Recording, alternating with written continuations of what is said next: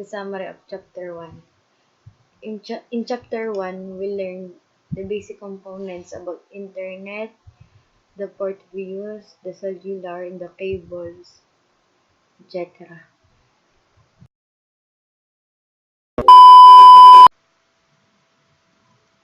Here to discuss about Chapter 1.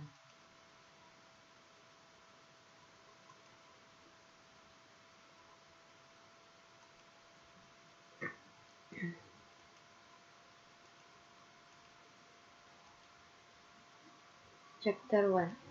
Exploring the network.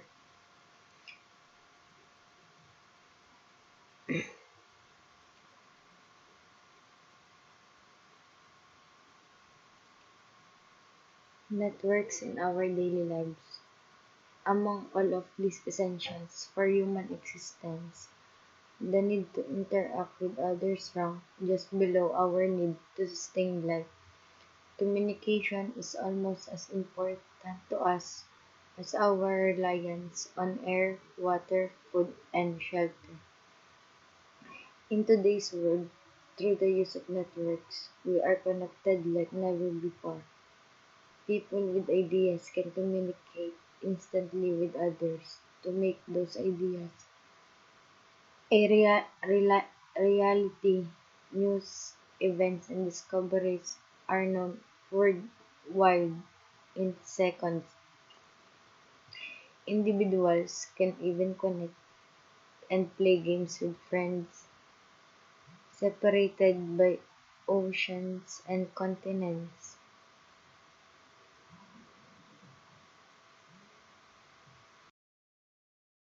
The difference between client and servers.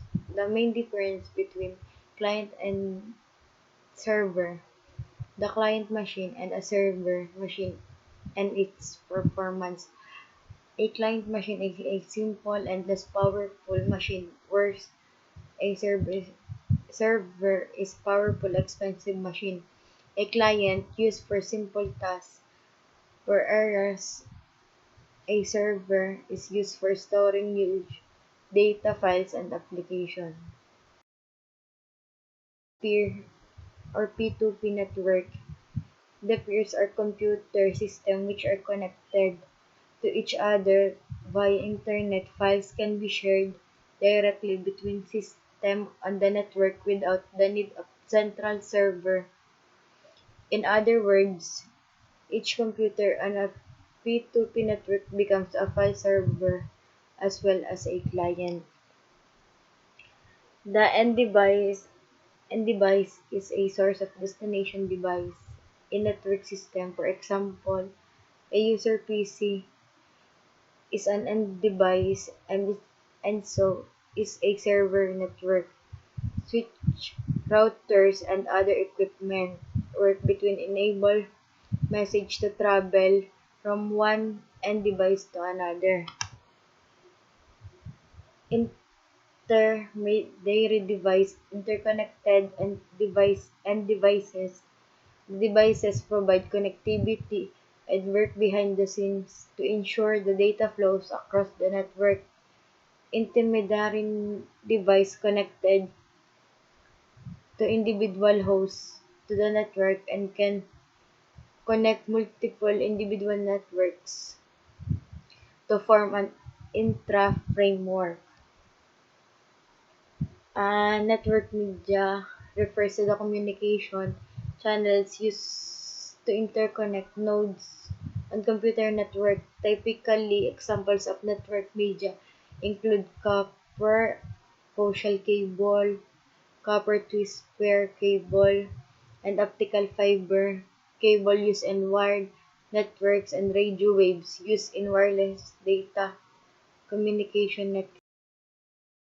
Network interface controller is a computer hardware component that connects computer to a computer network. Early network interface controls were commonly implemented on expansion cards that plug in a computer bus. Computer network, a port is a communication endpoint, physical as well as wireless connection. terminated at ports of hardware devices at the software level within an operating system. A port is logical construct that identifies a specific type of network service. Scripting an interface, a shared boundary across which two or more separate components of computer system exchange information. The exchange can be between software computer, hardware, peripheral drives, humans, and combination of these. The physical topology is the way you physically lay out the network, like a map, and the logical topology is a way of information flows on the network. Usually, the physical and logical topology is the same, but sometimes they can differ, such as physical star logical ring topology. The arrangement of devices on a computer network and how they communicate within the other logical topologies describes how signal act on the network. There are common types of area network. The types of area network are LAN or local area network, the WAN wide area network, the LAN wireless local area network, the MAN metropolitan area network, the SAN storage area network, system area network, server area network, or sometimes small area network. Local area network, a LAN connects network devices over a relatively short distance. A network office building, school, or home usually contains a single LAN, though sometimes one building will contain a few small LAN, and occasionally a LAN will span up a group nearby buildings. Network spans a large physical distance. The internet is the largest one spanning in the earth. A WAN is geographically disappeared collection of LANs. A network device called a router connects LAN to a WAN. In IP network, the router maintains both a LAN address and WAN address. Wireless local area network, a LAN based on Wi-Fi wireless network technology. A metropolitan area network, a network spanning a physical area larger than LAN but smaller than WAN, such as a city. A MAN is typically owned and operated in single entity, such as government body or large corporation. Network connect server to the data storage device through technology like 5 channel. System area network, also called cluster area network. Intranet. Intranet is networking where employees can create content, communication, collaborate to get stuff done, and develop the company culture. An extranet is like an intranet but also provides control access to authorized customer, vendors, partners, or other outside the company. Network convergence refers to the provision of telephone, video, and data communication service within a single network. In other words, one company provides service for all forms of communication. Network convergence is primarily driven by different of technologies and demand. Property that enables a system to continue operating properly in the event of the fail or one more faults within some of its components. refers to the use of consumer device and application in the workplace. More specific variation and the term include bring your own computer, BYOC, bring your own laptop, BYOL, bring your own apps, BYOA, and bring your own PC, BYOPC. Threats.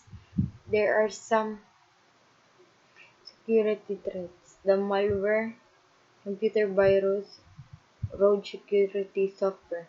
Malware is a short of malicious software.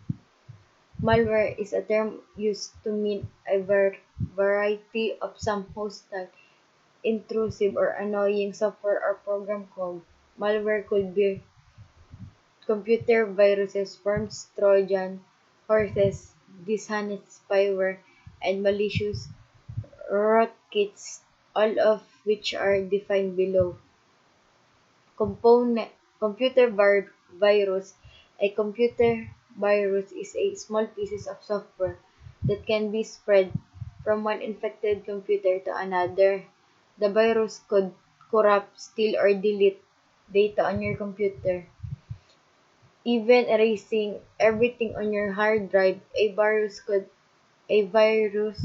could also use other programs like your email program to spread itself to another computers. The rogue security software,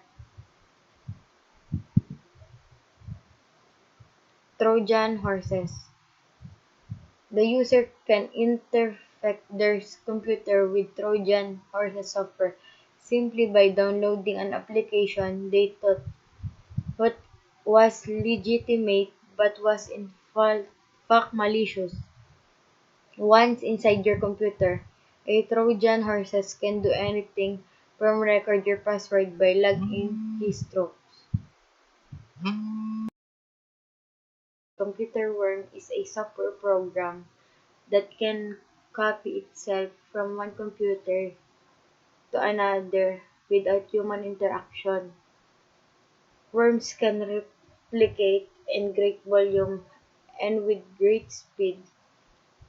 For example, a worm can send copies to itself to every contact in your email address book and then send itself to all the contacts in your contact address books.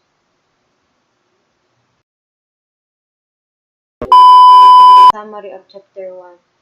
I hope you learned about this video.